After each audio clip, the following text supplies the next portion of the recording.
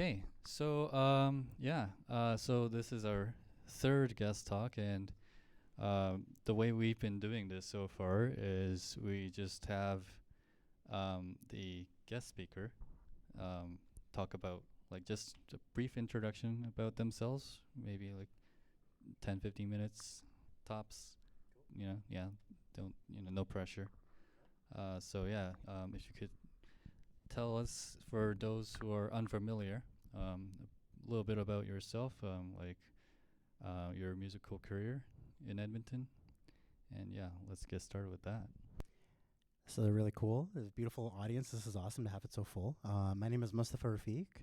Was born, raised in Edmonton. Didn't grow up around much creativity or art, but found it through theater originally. I did a lot of improv in high school, and that was kind of like the only thing I cared about was improv and theater. And I think this is a theme that will be recurring in what I talk about and why it's so important to me. But I had essentially just like other dudes in my high school that were in a band, and I was like, oh, I could do a Strokes cover or like an Arctic Monkeys cover probably. And so we did. And so I made a band, and then we started gigging and doing it. Essentially, it came out of the desire to, one, be on stage because I'm a theater kid at heart, and two, just wanting to participate in the city, like growing up in the suburbs and I went to the Edmonton Islamic Academy from grades 1 to 9, which is a private school.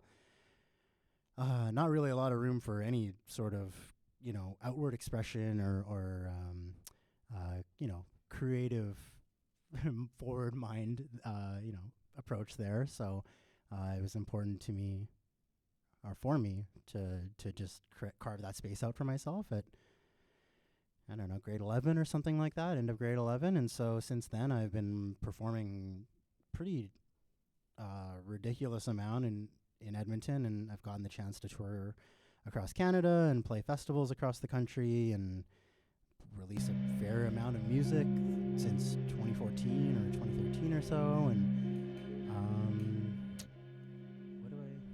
what else? I mean, for a long time, I played a lot. I everything that you were just hearing is kind of like the approach. I'm very into ritual, sound, ritual. I'm very into improvisation. For a long time, I only listened to rock bands. That's all I really knew. I knew that there was like other stuff. Like I knew about Neo, and I knew about like Usher, and I knew about some stuff that wasn't rock music. But all I wanted to be was to look like Pete Wentz from Fall Out Boy. Like that's what I wanted out of my life. I was like, I wish I could look like Pete Wentz and play in a band like that.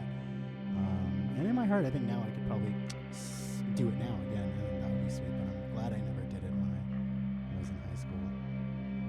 That would suck to look back on. I like experimental music. I make improvised music and left field music. I play mostly guitar, and recently, in the last year, I started playing saxophone. I'm not a trained musician. I took 2 guitar lessons with a guy who tried to flex on me with his weird band, and I was like, "You're like 58 or something like that.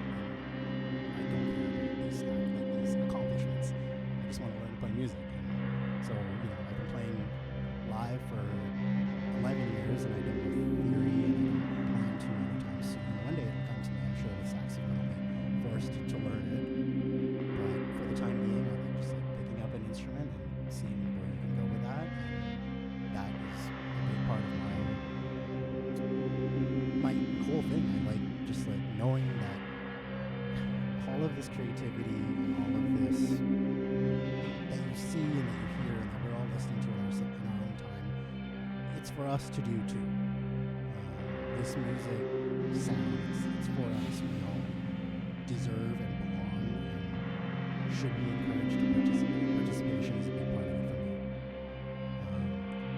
From 2015 to 2019, I was a promoter, so I put on 200 shows in 4 years, which is pretty insane. It went from being like a passion project to becoming kind of like an addiction, and it would pay my rent, and it would cover my weed that I would buy and my groceries, and so it became an obsession where if a band was touring from Montreal, I would need for them to go through me. Like, I'm like, I will set you up. I know Edmonton. Like, I know all the bands. I know everybody here. I know your style, and I know who you should be playing with. If not for a huge audience, but for you to make some new friends while you're so far from home. And that led to some pretty cool bookings. Like, I was able to make Edmonton debuts happen for some, larger artists, like members of Godspeed You Black Emperor and Silver Mount Zion, Tim Hecker, Carolise Coverdale. These are all like experimental composers that maybe I'll get Jeff to do I'll give a list to Jeff about some of these essential listening that I think we should all take some time to listen to. But when I was promoting so much, I had no time to make any art of my own. Like, I had a duo, an experimental music duo that I had during that time, and we released a lot of music and played some festivals and did our thing. But I was too obsessed over this, like, wanting to make Edmonton more inclusive, a wider audience, make a larger awareness of the underground music scene that was happening here. And it kind of took over my life for many years. And so when the lockdowns hit, I was forced to cancel. Like, for the first time in my life, I had a calendar year of gigs for artists from, like, Niger, like North Africa, from Switzerland, from the States. Like, I had all these touring artists coming through, and I had to cancel them all, and it kind of broke my heart. And I had to, like, accept that and move on. And it's the best thing that ever happened to me, because I don't book shows anymore, and I get to work on my own stuff, and I get to, like, live my life again, and I don't have to be concerned with the interplay of people within the community and who can play where and who can play with who and blah blah blah, who is just dating and who just broke up. So I don't have to pay attention to people's lives anymore. Logistics game. Yeah, internal logistics of people's lives that I don't even care about. Yeah, so I don't know. Through the years, it's been a pleasure to kind of become more comfortable in my own skin and be more comfortable with my own ability to just do it. Just do it yourself. DIY. Like, I've been doing this for 11 years. I've never applied for a grant. I've done many tours. I have reached the point where now there are festivals willing to bring me out to their city and take care of costs, and it's a thing that I never thought would ever be possible, or that I would ever make music that would find an audience where that was possible. Unintentionally, I wore my Halifax sweater, which I got, like, at one of those cheesy places because it was just cold. It was, like, on the boardwalk, and it was very cold. And I needed a sweater, but now it's, like, one of my favorite sweaters, only because I got to go to Halifax for the first time last summer to play a festival, opening up for the Sun Ra Orchestra, which is a pretty crazy thing. Like, that's a band that's been around for, like, 60 years and has gone through so many iterations of lead, of music, and they have influenced so much of contemporary, weirdo, outsider, jazz. There's uppercase jazz, which is, like, to me, academic jazz, taught jazz, and then there's lowercase jazz, which is what I think I play, which is free improv, just play, don't worry, have collaborators in front of you and just go for it.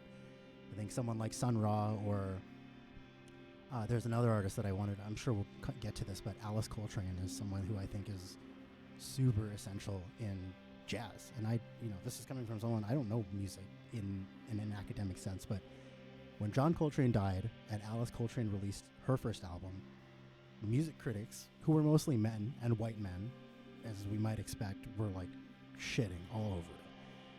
And you gotta, you look back on that moment, and now Alice Coltrane is having this renaissance. Her whole music is so respected, and people love it, and there are tributes of, ensembles of musicians coming together to play this music now.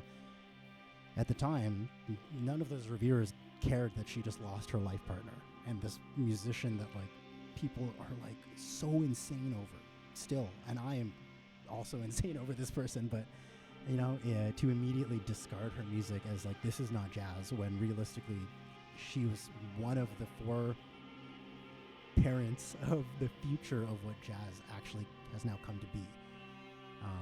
And without John, yes, but without her, we wouldn't have so much of what we know now to be a larger idea of what jazz is, which is amazing to me because I think I fit into that definition of jazz and not, you know, a jazz where you can read notes or scales or anything like that. I'll just go. You got to stop me. Yeah, amazing. All right. I have been making mental bullet points of topics to revisit throughout that. Before we go on to that though, could you just we also did this with Sid, and I know this might be slightly more challenging for you just because you've done so much. But just give us a rundown maybe of the various kind of projects and names that you released stuff under. Yeah. So my first band was like a garage rock band, and that was in high school. It was called Civic Radio. I think it's still on Bandcamp, actually. It should be. Scrappy garage rock. I listened to a lot of like Black Lips and like American underground grungy punky kind of stuff, and just an indie rock band. And then from there I had a duo, which was my primary duo for many years. It was the first group that we toured actively and, did the whole cross Canada thing, and we're an active group and an active participant. That was called Pyramid Indigo. All that music is on Bandcamp as well.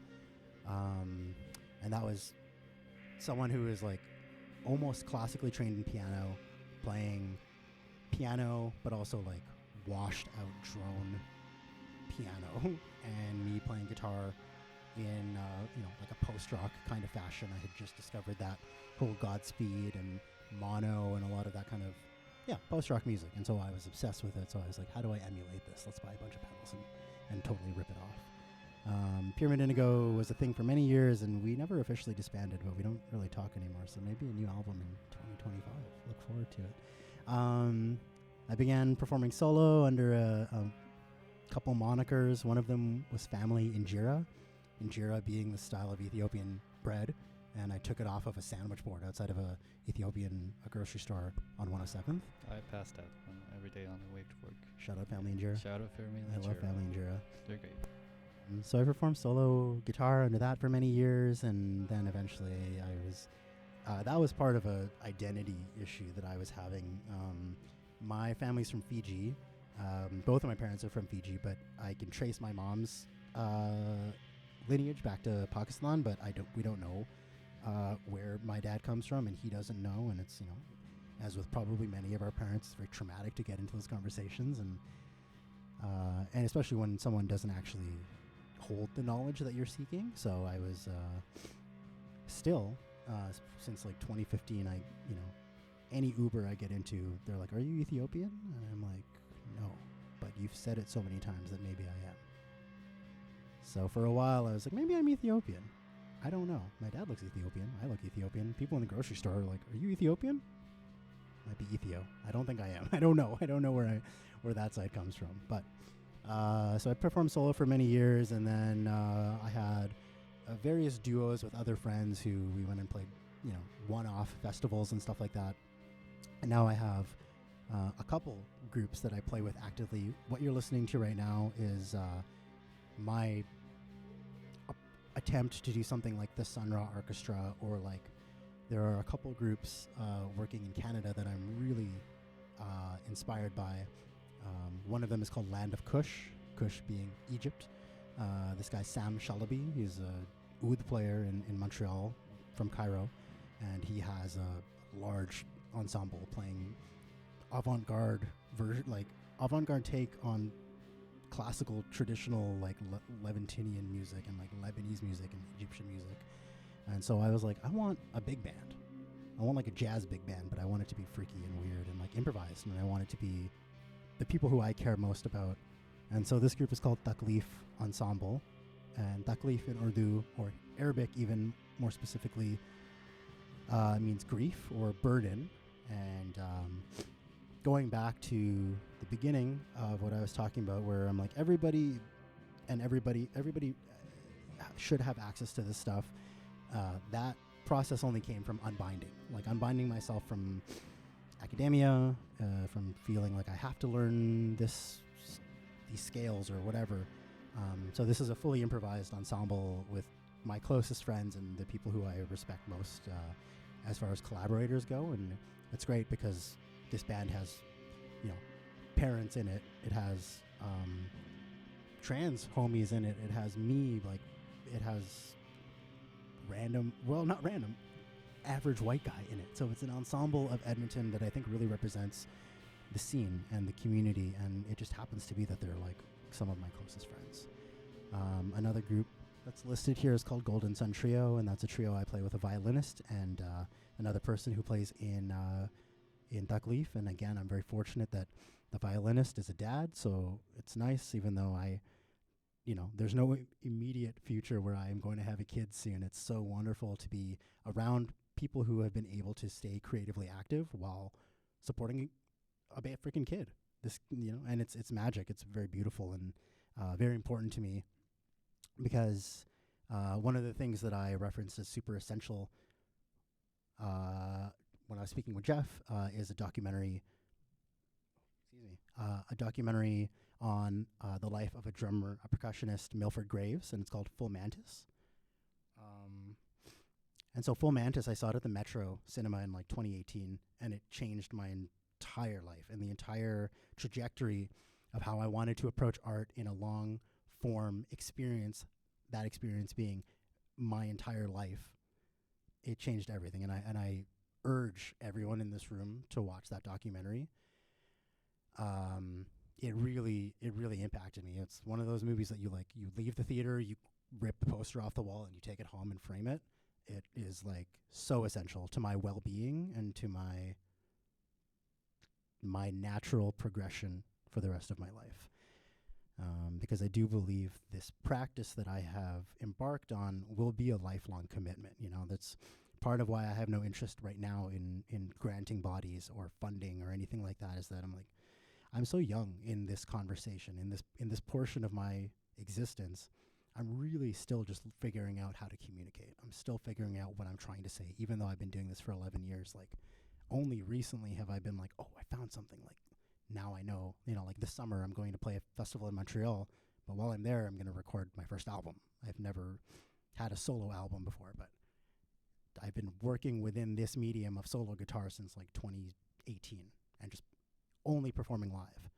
And I've been able to perform it across, multiple provinces in the country, which is awesome. But anyway, Milford Graves, Full Mantis. And I play solo under my name, and I play in any other ensemble that might come my way. This Saturday, I think, Jeff was there for sure. Maybe a few of you were also there, but I played in a first-time trio with a drummer and a saxophonist. The saxophonist is someone who I do collaborate a lot with, but the drummer I had met once for 3 minutes, and someone was like, he's a great drummer, you should play with him sometime. And so we had him over, and we met that day, and then we just played a couple hours later after we were done setting up. It was sick as hell. Okay, cool. Yeah, I'm sure we could go on and on. But yeah, I'll put a pin on that. I have a bunch of different questions here. We could go down talking more about like your music and your process and like the behind the scenes stuff. We could talk more about the Edmonton scene and like just kind of doing music in in like such a communal kind of independent music scene. And I guess there's also, I put down a note here to talk about like maybe your future kind of outlooks on like music in general, like indie music, experimental music, and advice for. I guess I could like go in that order. I think that'll be good. Let's do it. If you, I'm open to whatever would be most interesting to cool. chat about, then let's go for that. Yeah, since you've already been talking about your music and your career, yeah, we might as well just go further into that and like talk about the how the gears turn in that process. So we've been asking basically the same set of questions for the past guest speakers as well. So yeah, as when it comes to your creative process, I know you have you just listed a whole various array of different like configurations of people that include yourself, not just like your solo work. So I'm sure like there's a lot of variance in there, but in general, when you like sit down to make a song, like what's the process like? Where does it start? Like how does it, go in the middle during the making? Does it like differ from a project that it is primarily just live performance oriented and something that is more like meant to be recorded? Yeah. I think everything I do comes from the source, life. Everything I try to keep myself occupied with, whether it's just watching, I mean, like all of us, I'm sure, a movie you saw or a conversation you had or whatever, that's definitely one of the biggest roots of how I can approach making anything at all. Like,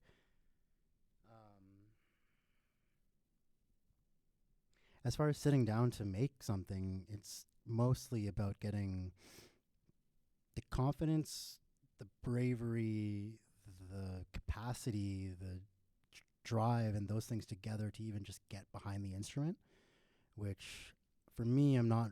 You'll if you see me perform more than once, you'll hear similarities in my guitar style. Like I share those things with all of the projects. It took me a long time to really understand why that was okay. I would always, play with a different group and be like, I have to play so differently. It has to be different. And then I realized, no, well, I am just trying to carve out a guitar sound that's my own. That's my voice on an instrument that, with saxophone, I really do feel like it is my voice. But with guitar, I struggled infinitely to to make it not sound like a guitar, to take it to other places. And so I think for me, a big part of it is a jumping off of tradition and building my own tradition and being like, this is my tradition. This is the tradition that I share with my collaborators, and we all are in understanding that the tradition is that we're building the tradition. So this could be, 50 new building blocks, and they're all part of the tradition, and when we hear someone else bring one of those blocks up to the collaborative space, okay, I'm locked in with you. I know what you're doing. I hear what you're doing. It doesn't matter what I bring to it afterwards. It could be something in harmony with it, or something that might be brand new that will make them think. They think they had it figured out. They brought it, and then you're like, what about this? Let's change it again. And then you got a whole new thing. Active conversation. I think with improvised music, that's exactly what it is, because it changes day to day. It changes how you're feeling that day. Did you eat properly? How did you sleep? What essence and what energy are you drawing upon for that performance? Last summer, we had a tour that we played in Toronto, and the saxophonist that I'm playing with is Jairus Sharif, and he's a saxophonist in Calgary. He's a few years older than me and released his first album a few years ago. In between the album coming out and us really kind of taking off, he lost a parent. And this tour that we did last summer was an active grieving process. And I think all of us are always grieving something. And for me, I know that when I perform, I am letting go some of that grief. Duck Leaf Ensemble being the reason why it's a group to come together and let go of your grief. Improvise. Let your music, let your instrument or voice carry you through the grief, and you don't have to resolve it, but leave it here in the room. We're all here to listen. And when we played in Toronto last summer, we have a set kind of. We were playing songs off of this record that he put out, but we were improvising a lot. I ended up playing one note for 16 minutes, and I've never done that in my entire life. And I didn't know that it was that long. And, this was a Jairus Sharif tour, which is awesome. But, by no means was I a side man for this tour. It was us at this beautiful, it was this venue called the Music Gallery. And it's kind of like a legendary space in Canada for improvised music or whatever, music and arts. It's actually the building itself is the first monastery in Canada, which, think about that for a second. What kind of energy is imbued into the wood and into the ceiling and into the walls of a room like that? And then you go into a space like that and perform what is to you, or to me, spiritual music, which is what I do think that I make. I make ritual, I make spiritual music, and that's what I'm trying to draw upon is my spirit. I played one note for 16 minutes, and he was just going crazy on the saxophone for that same 16 minutes. We ended up getting a recording back from it, and I'm like, realize the moment that I stopped playing one note, I'm like, this is like a third of our set.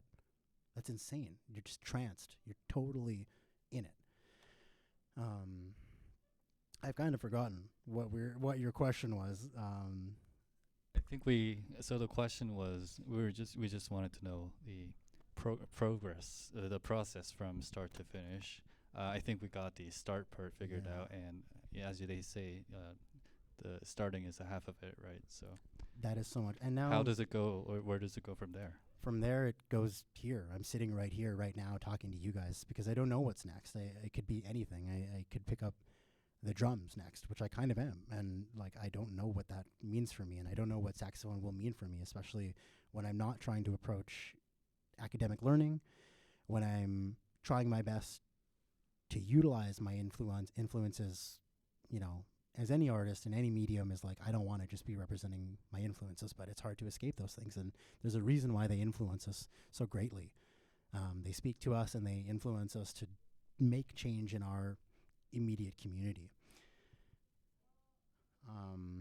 So next, I don't know. Probably I know as much as you guys do. I'm going to keep going and keep performing and keep collaborating and keeping my heart open and keeping my time slots available. And, you know, stuff like this is infinitely important to me because it reminds me that, okay, so I started from not knowing anything of anything that I was trying to do.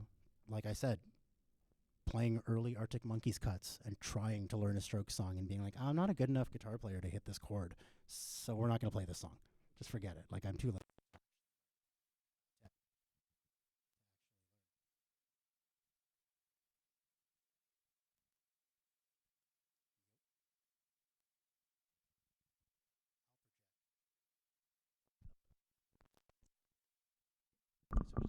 Nice. No, it's okay. Um, just keep going. You just keep pushing, and patience is another really big part of it because these things don't happen overnight. Like, I can't stress that part.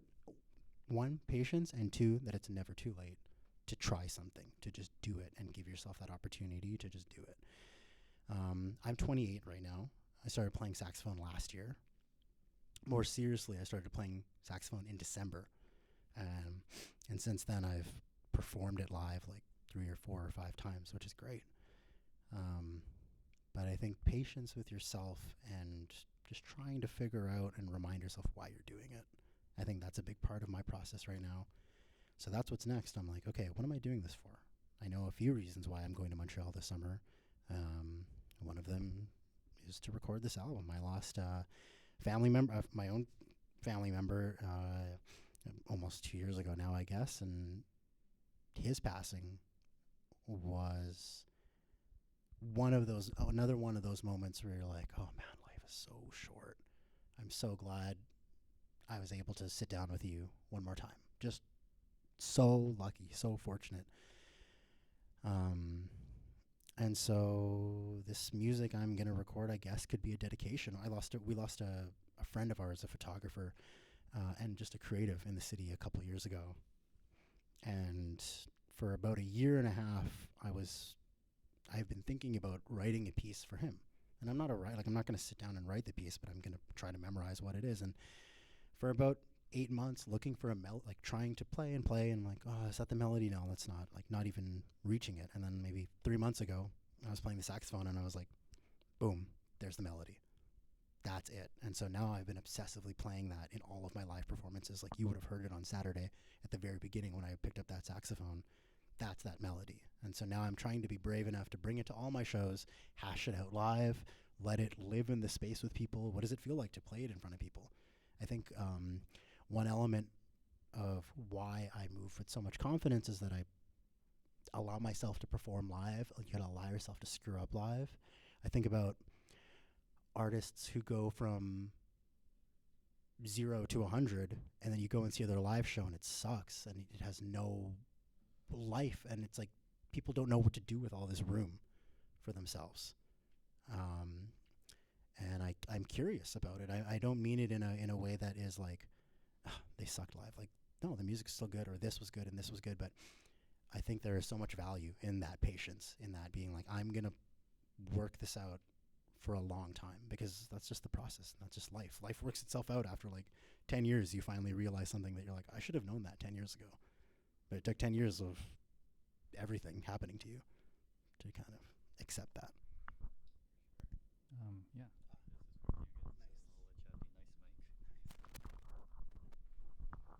Yeah, yeah, that's amazing. Really insightful. Yeah, I guess we kind of covered the other two questions that I had, which were like, where do you get your usually get inspired from, and I guess the other question I had in terms of like your musical process was for live performing acts. Because like they are usually so heavily free improv based, like what are the for people who are not like well versed in or well experienced in doing free improv themselves, or not familiar with the process, like how is it like that different from what's the kind of rehearsal look like for a project like that? When do you know like do you guys are ready to get it on stage and stuff like that? Yeah.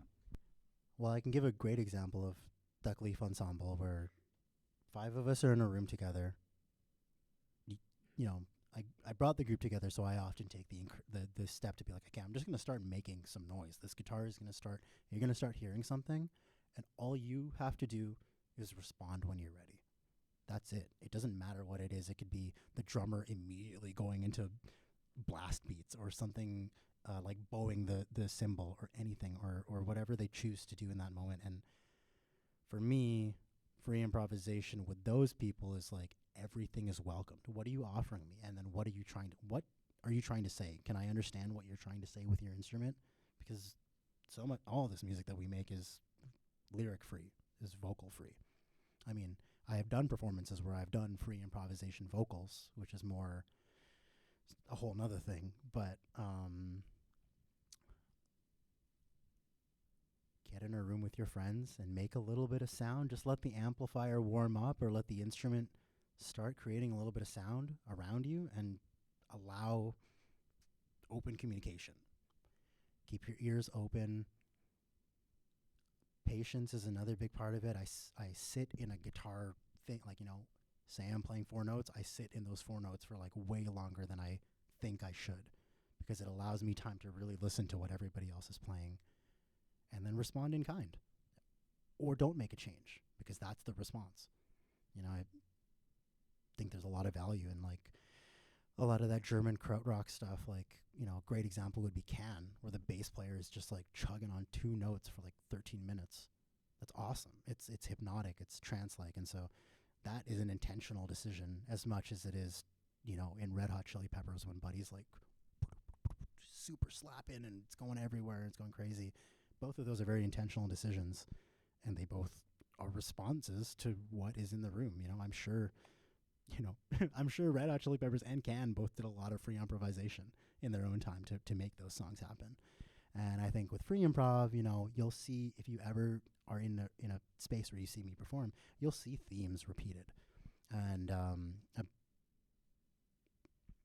I can only take a guitar so far with my life experience. I'm sure in 20 years I'll have a whole lot more that can be said on this instrument, on this guitar. But for now, I only have so many things I can say, and I'm trying to find new ways to utilize those skills that I have honed, because they're mine. They're my own tool belt, my own toolkit that I've built off of this instrument. And kind of like the show on Saturday is a great example, because me and Jairus, we couldn't hear each other at all. Like, we set up this event and put a lot of work into making all the sound checks were good, and then we realized we're the loudest group on the bill, and we have no monitoring, so we can't actually hear what the other person is playing. And so you kind of just have to lock in, and just try to like really tap in. Think about the people that you're playing with. Who are they? Who is this? Who is Jairus? Jairus is a friend of mine. He's a person I know. I'm familiar with his approach. I'm familiar with him as a human being. How is he acting today? What kind of mood is he in? Is he restless? Is he going to play super insane, just like uncategorizable way, like sheets of sound? Or is he going to be more restrained? I don't know this drummer. I've never actually heard him play drums before. This will be the first time I ever hear him hit this instrument.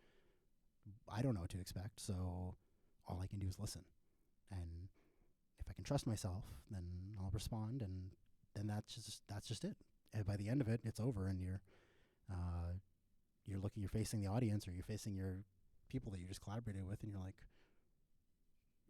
are we done? Okay, thank you. You know, like sometimes you don't know when it's over until everyone's like, cool, we're done, we're good.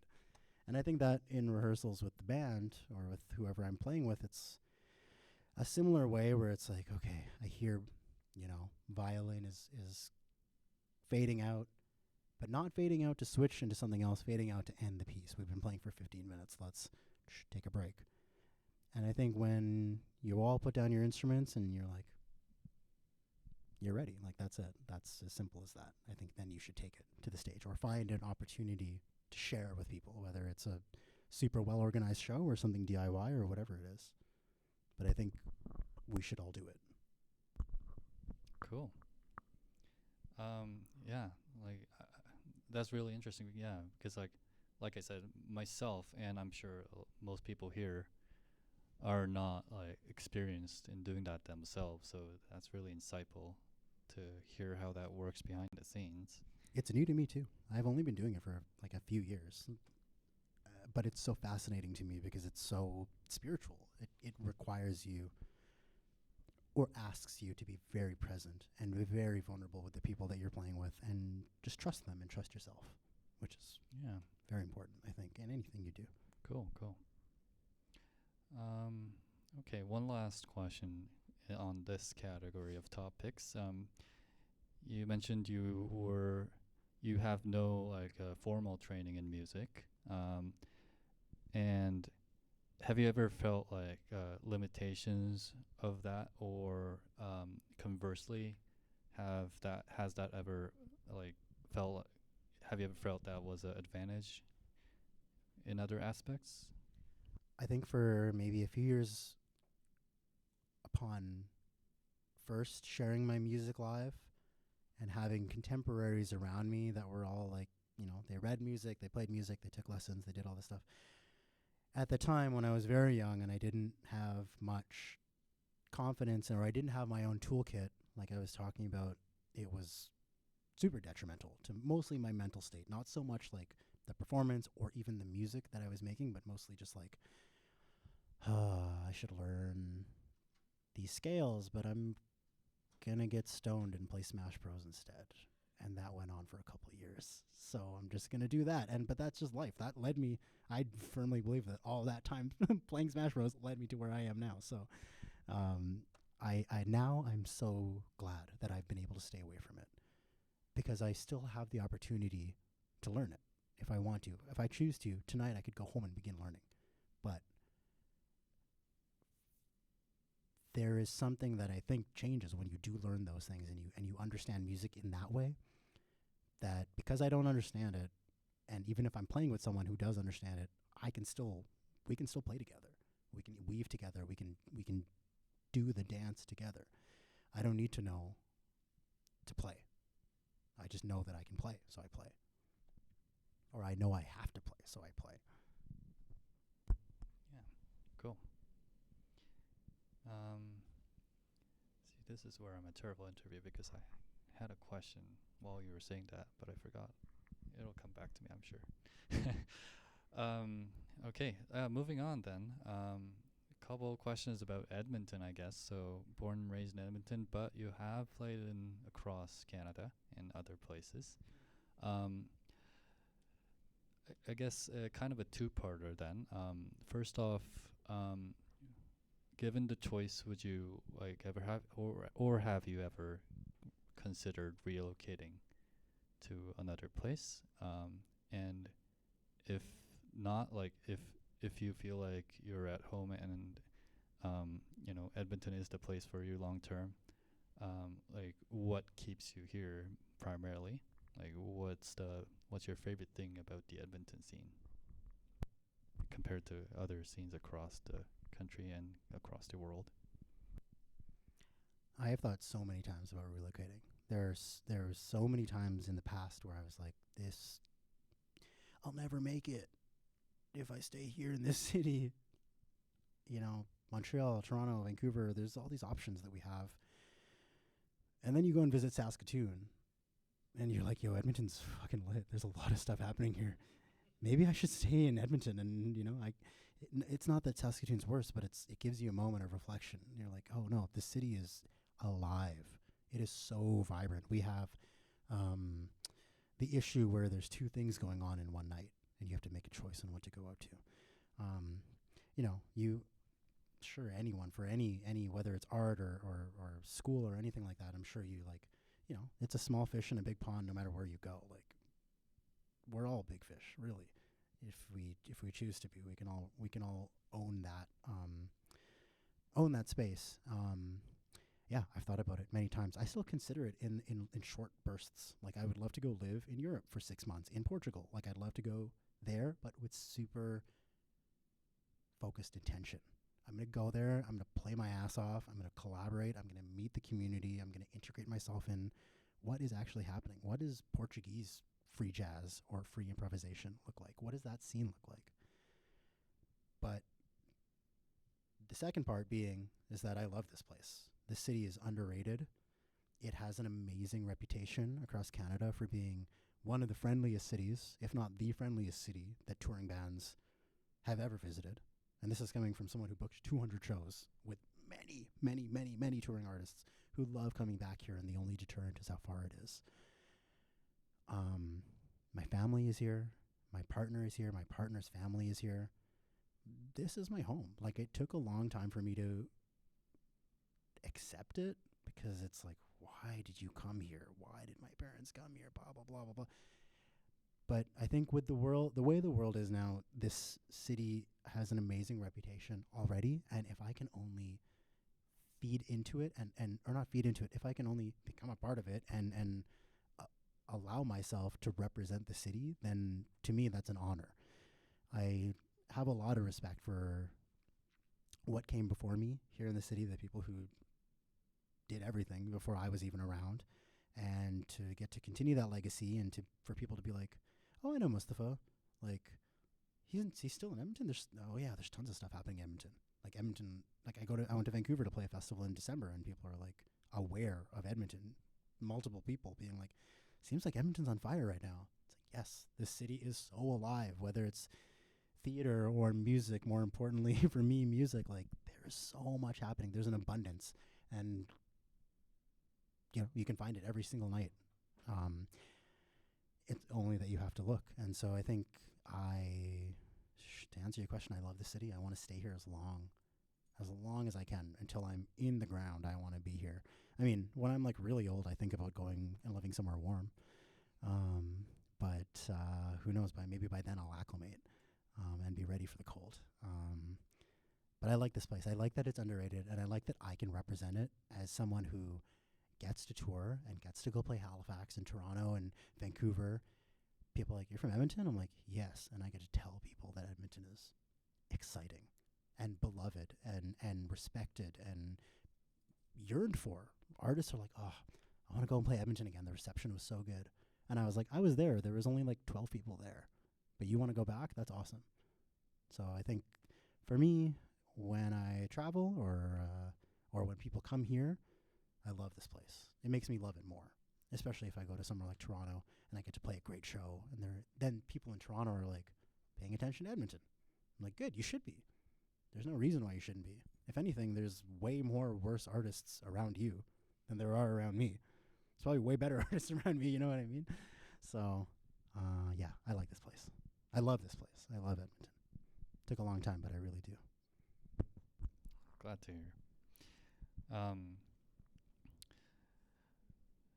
So, in that case, you did say, I guess you did kind of imply that you think Edmonton does have like it is underrated, and it does have a great amount of potential. Like where do you see it going right now though, like at as of this day, this moment in 2024, like compared to looking back on the history of the scene and like looking forward, do you think it's in a good place right now? Like what's the trajectory look like to you from your viewpoint? I think the appetite is there. Um, you know, people coming a lot, like the fact that we are allowed to gather again and share music and share space and share time together is left. People are hungry. People really want it, and that's on all levels, from as big as Rogers Arena shows to the stuff at the Aviary or the stuff that I put on or the stuff at the Metro Cinema. People are really hungry and people are yearning for it, and I think that is super encouraging. And so I see, and like with stuff like this is amazing. And never did I think would I be able to participate in an active community at the university. That's awesome. Making the again, it's always like making the art that I do. Like it's fantastic that there are people willing to chat and open minds and open hearts. And I think more people are seeing that there's stuff going on and feeling encouraged to go. And I think that it can only get better, because I don't think that there is room for some of the bullshit that was around in previous iterations of Edmonton's arts community. I think people are moving forward with more care, which is super important with anything, but especially with creativity. These are like so raw. You know what I mean? Like you're performing, you don't need someone to come and fawn over you, but you do want an individual, anyone to understand like this is showing you some raw shit, like we're here, you, me, and you. Like it's yeah, I'm giving this to you, and so I think people are feeling that raw sharing, like, and I think that's amazing, and it's happening kind of everywhere. I see like there's a lot of theater that's kind of pushing into spaces that would never really was that there really wasn't room for stuff like that before. It's getting funding, it's getting room and stages to perform on, and the music is just like exploding right now. There are so many opportunities to see house and techno, experimental music, folk, indie, whatever you want to go see, it's here. And so I think the more people that participate, the healthier it is. As someone who is a promoter for many years and as a musician, one of my most important resources as people are people who are just music listeners. I think that was one of my favorite things, because I don't want to sit around and talk about gear all day. Like I hate that thing. My favorite is in my worst favorite thing. My least favorite thing of all time is booking a show and having a circle of dudes and their girlfriend standing beside them, and they're all talking about amps. And like, not that women are not making music, but these are clearly girlfriends who are dragged to their boyfriend's show. And I'm like, you guys are so fucking lame. This is why we can't have nice things. This is why we can't talk to people with like normal decency. Like you can't even talk to a woman you don't know about anything. You have to like defer to talking to another musician that you just met. Nice amp, nice pedal board. Shut up. Like just, I think there is a more conscientious community moving forward who are more open to talking about human things and not just things related to the thing we're there for. Of course, everybody wants to come to the music show and participate and talk about music and stuff like that, but I think I've heard a lot less of that kind of people taking up space in a pointless way. And there's more room. So I think there's more room for all of that, which is great. And by stuff like this too, with the three kind of artists that you had brought, me and Nick and Sid, like those are three completely different pockets of Edmonton's community. I mean, Nick is in semi-retirement. He's pretty much a retired live musician, but he's still one of the busiest people I know, which is fantastic. Yeah. Thank you. So I think I can say like rephrase what you just said as like so you do think that there is demand and there is supply, and the supply is meeting the demand right now, right? Do you think is there like potential or momentum expand the scale of the scene currently? You know how like with the population growth of the city being so what it is, being so fast, and yeah, do you think it could be bigger even, or do you think it has reached a kind of a saturation point? No, I think we're onwards and upwards. I'm glad you brought that up actually, because like 6 months ago, I was very actively watching population statistics in Edmonton.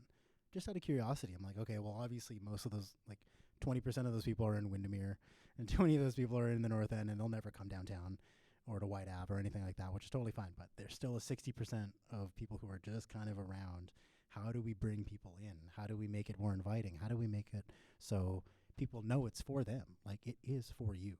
You know, whether you've been to 100 shows or you've never been to a show ever in your life before, whether you know everybody in the room or that you know nobody at all. Obviously, that is easier said than done, but I think that with, like you said, the trajectory of our city and the greater area, the GTE, there is some crazy potential, untapped potential too. Like, even, like I said, even just this is fantastic. Getting to sit and chat with y'all and for y'all and with you. It's a whole room of people.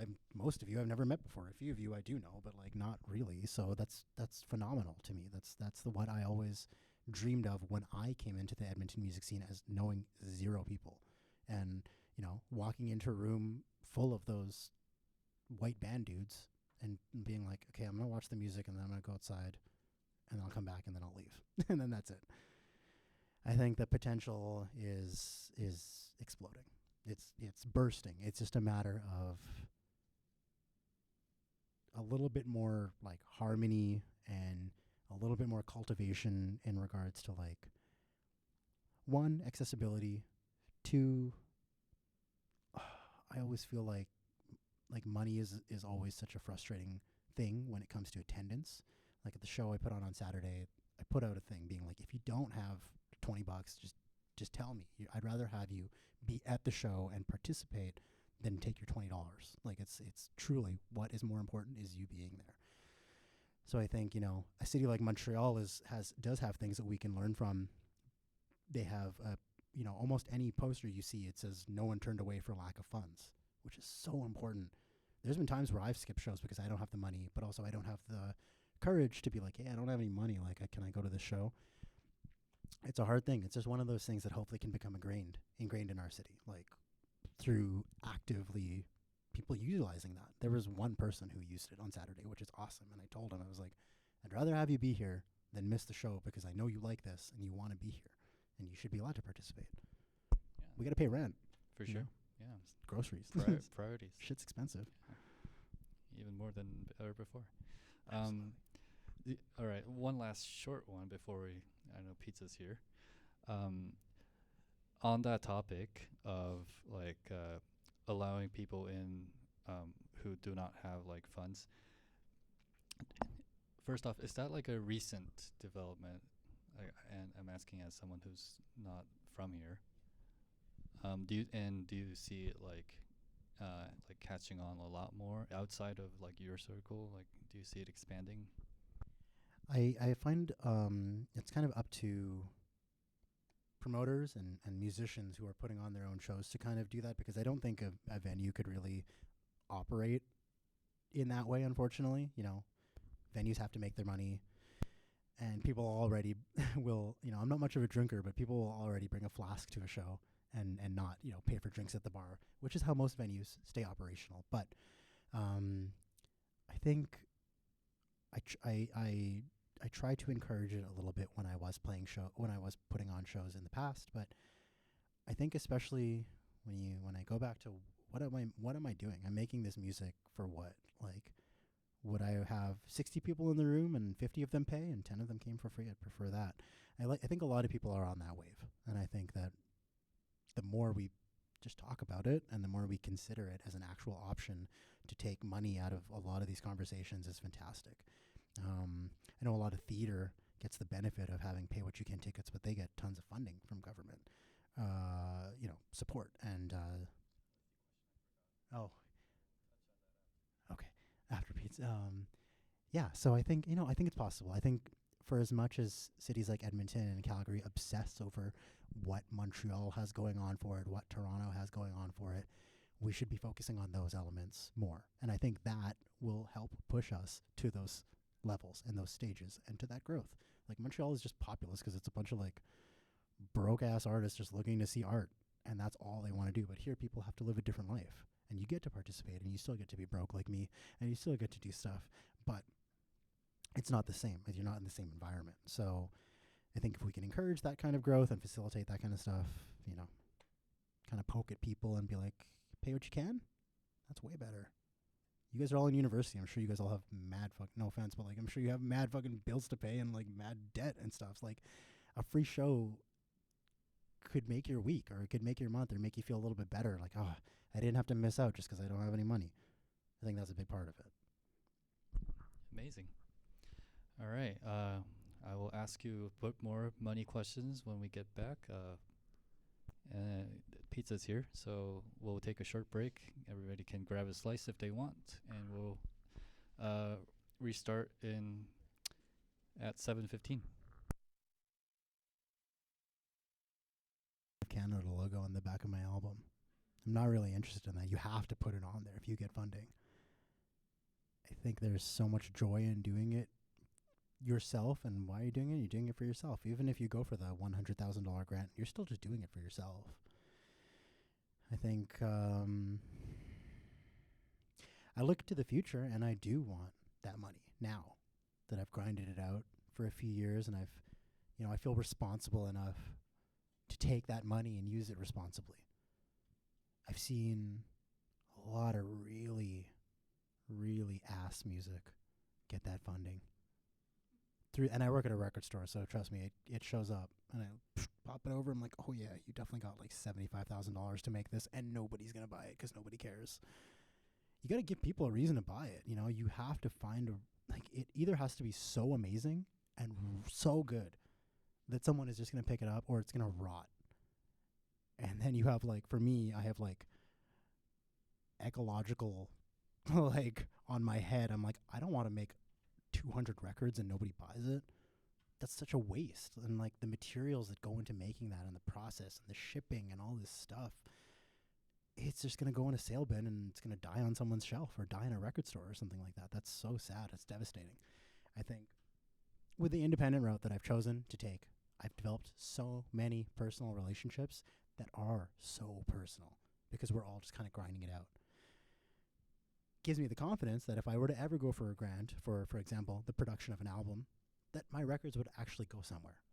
They wouldn't sit in a record store and die. But the amount of music that, and that's me being a little overconfident to y'all, but there is some truth in that. And because I've observed it for so many years, I do feel there is some truth in there. There are artists from Edmonton who will go for a grant and receive it and make a record, and they tour 4 shows, and then I'm like, that was your tour? You gotta get in the van, man. Get back in the van and go go to fucking Nova Scotia and come back, and then come talk to me. Go to the States, work. This is work at the end of the day. Whether it's, whether you approach it like a university trained jazz drummer, where you're like, this is my work. I'm gonna get hired by XYZ, and I'm going to make sure I always have gigs and I'm always paid and my rent is covered, and that's your job. That's sick. That's work. For me, it's also work. It's work that I've volunteered myself to participate in.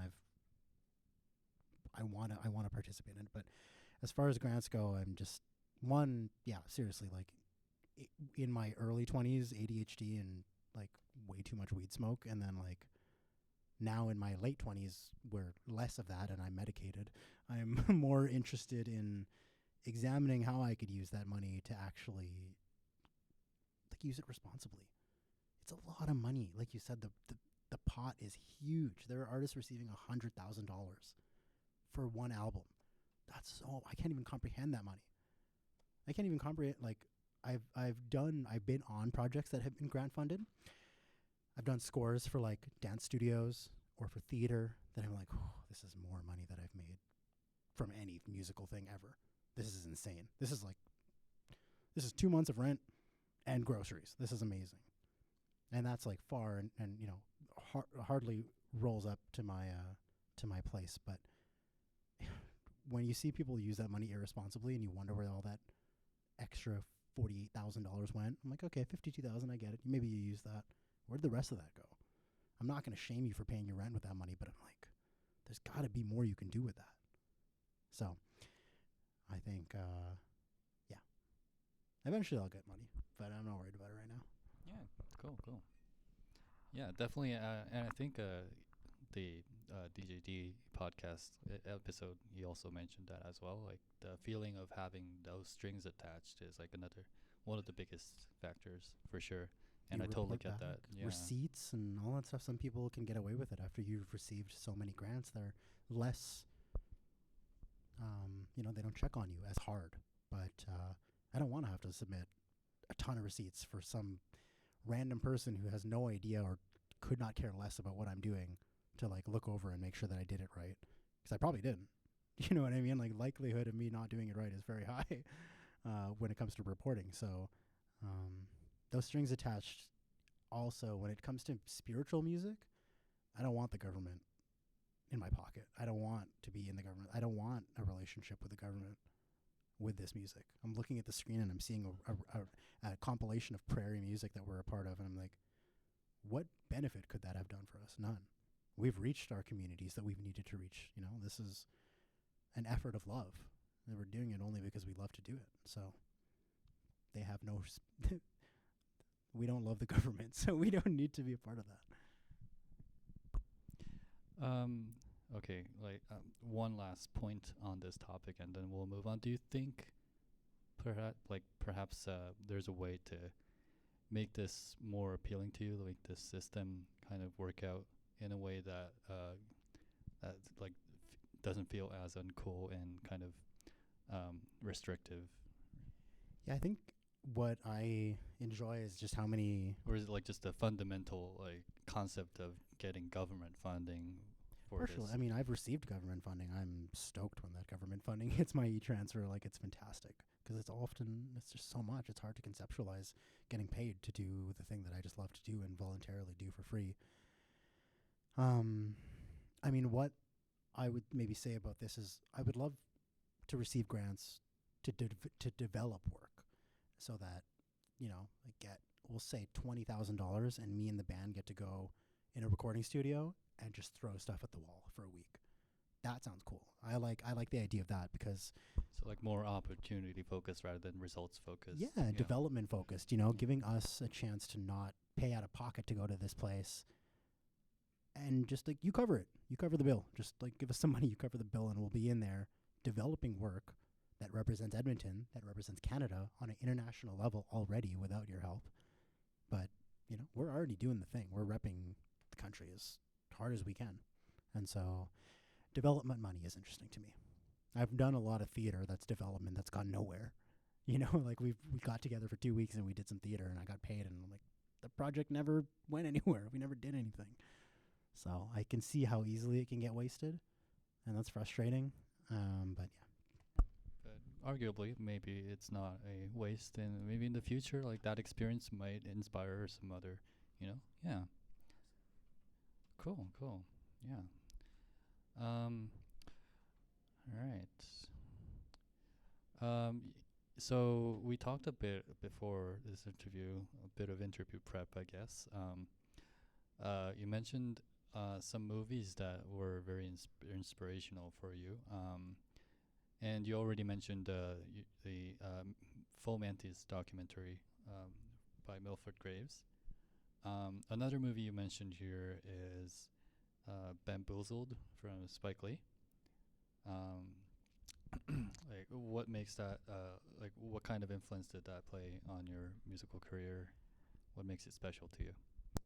I think in regards to all of the things that I try to do, Bamboozled was very fascinating to me because it came at a time where I was like really annoyed with Spike Lee because he was doing crypto commercials during NBA games, and I was like, dude, you were the real, and now you're just like a kind of a shill for crypto during the NBA. And so I went back in his filmography. I was trying to find something. I saw the film Bamboozled. The Wayans brothers are in it, and that's like the white chicks, and that's a lot of comedy. It's like Scary Movie and stuff like that. But Bamboozled is essentially the way I saw it. It's a film about what are you willing to sell? What about your identity and you as a person, your personhood, or what are you willing to actually sell to stay on that stage and stay relevant or get paid or to do what or what? Um, yeah, I mean, I've seen it. I watched it once. It really impacted me. It's in my Letterboxd top 4 because I was just like, this is good. This is good shit. I haven't seen a lot of films that broach that topic, especially black director, mostly black cast. Even like within the film, there are a lot of like essential power roles that are black people. You know, talent buyers, managers, theater people, blah blah blah. I haven't really seen that a lot in movies or in theater in real life, really. So, I would recommend Bamboozled. I haven't really seen a movie where a black person dons blackface before. It's pretty wild. It's a pretty interesting watch. I would definitely recommend it for anybody. Like whether you're interested in what I was kind of like gleaming from it, or you're just like, I'll watch a Spike Lee movie. It's good either way. Yeah, cool. Um, okay, I think we'll do 2 more questions and then kind of conclude. Um,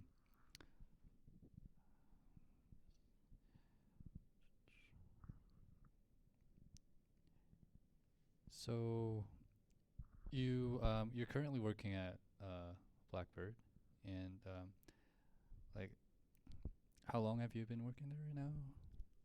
Like 7 years, maybe a long time. It's been a long while. Cool, cool. Do you think like that experience kind of factors into? I mean, obviously it does, but like how would your music be different? You think if that wasn't like because it is at 7 years of experience, I would imagine like that's a really fundamental part of your life, daily life, right? Yeah. So just kind of a short question on. It's like a great fortune to get to go to work and listen to music, especially if there's an album that you're like, oh, I want to make time to listen to this, but the bus isn't the right place, and at home I don't want to listen to it. I'm doing other stuff. You just pop it on at work. It's a really, and then you're like, I like it so much, I'm going to bring it to the store, and then you put someone else onto it, and then that creates a bond. I love the record store as like, I see it like a cafe, or I see it like a bookstore. It's a community hub. It should be a community hub. You should be welcome to come into that space. You don't have to spend any money, but you should be able to like roam or like walk away with something impactful or something interesting or something.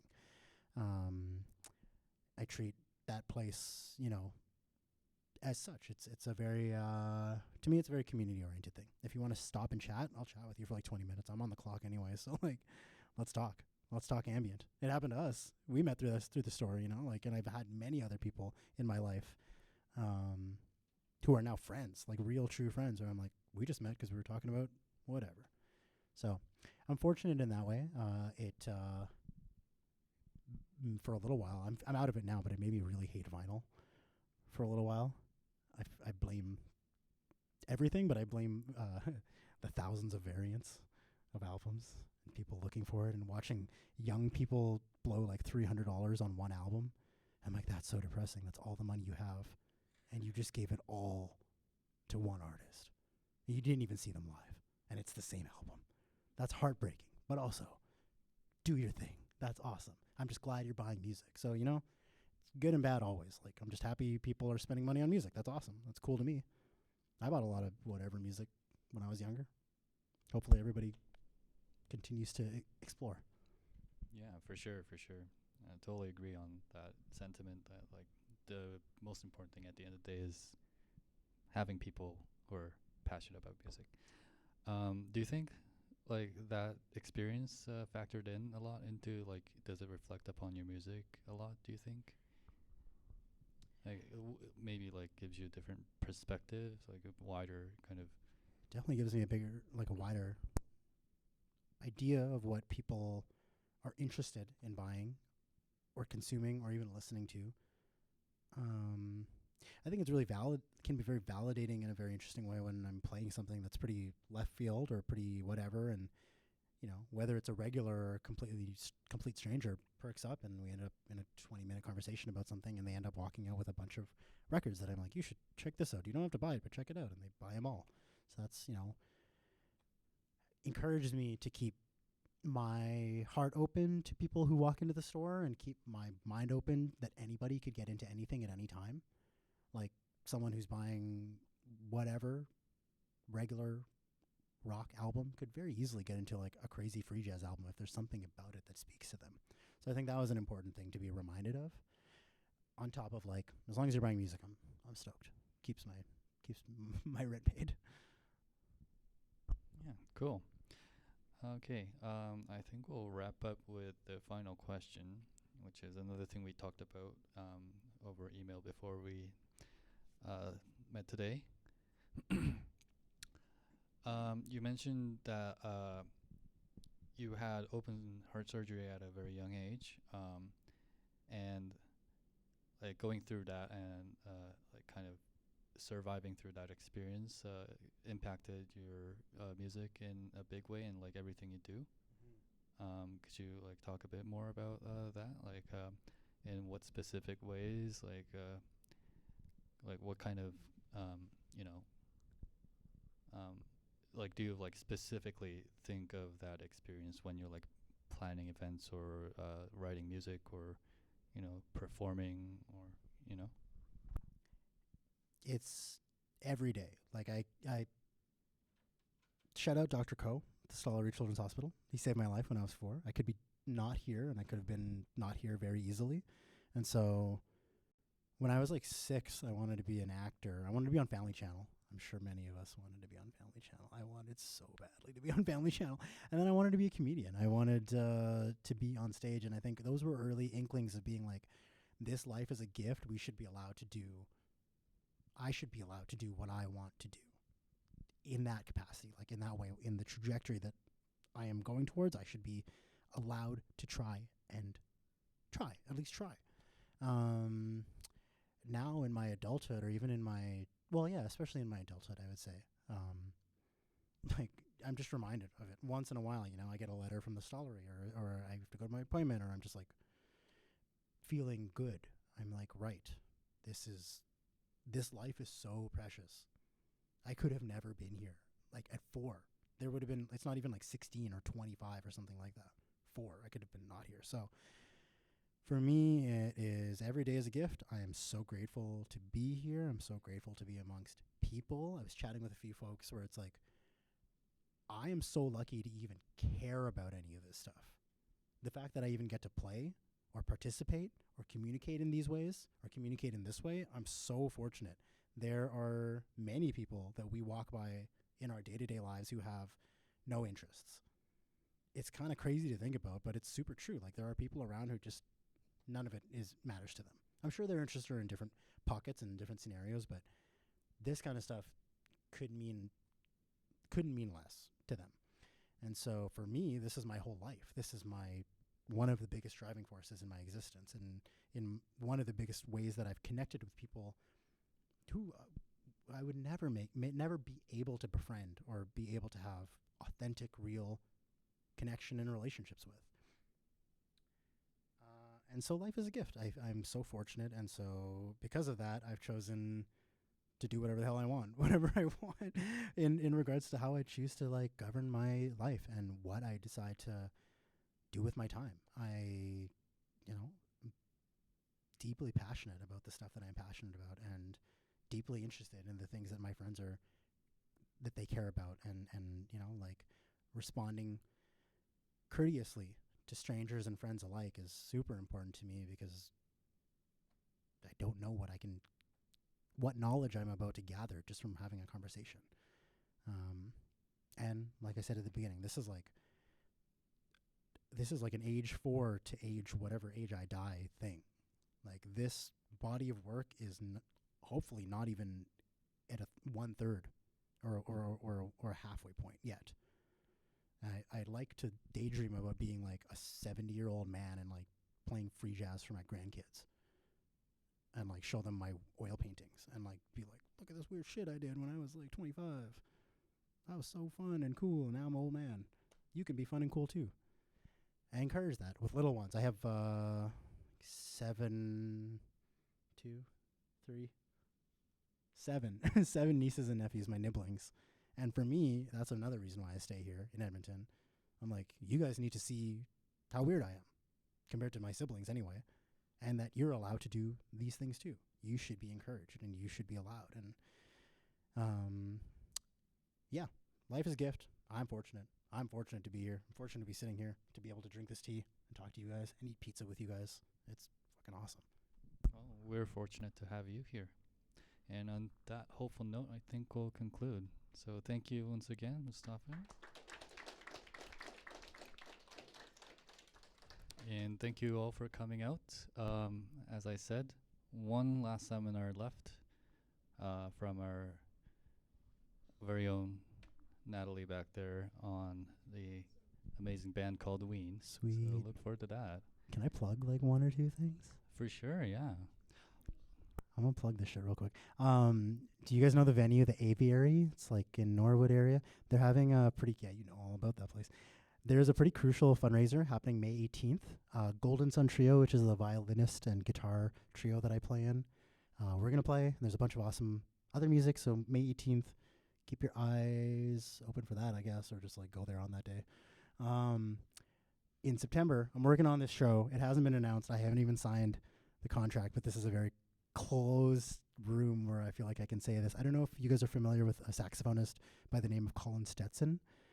He did like the soundtrack for Hereditary and like other films. He just won a Juno and shit. I'm booking him. So I'm going to bring him here in September. So if you're a fan of like really heavy music, it's like one guy in a saxophone and he like mics up his neck and he mics up the saxophone in all these places. And he did Hereditary soundtrack and like a whole bunch of other cool stuff. Please don't tell anyone yet because I haven't even signed the contract yet. But this is what I used to do. I used to fly artists in. So I'm flying him in to play here in September. So if that at all interests you, keep up with my stuff and I'll tell you about it later. Thanks. I think that's everything right now. Amazing. Yeah, that sounds sick. We'll keep our eyes most of them till that contract is signed, but hyped. All right. Yeah. Thank you once again.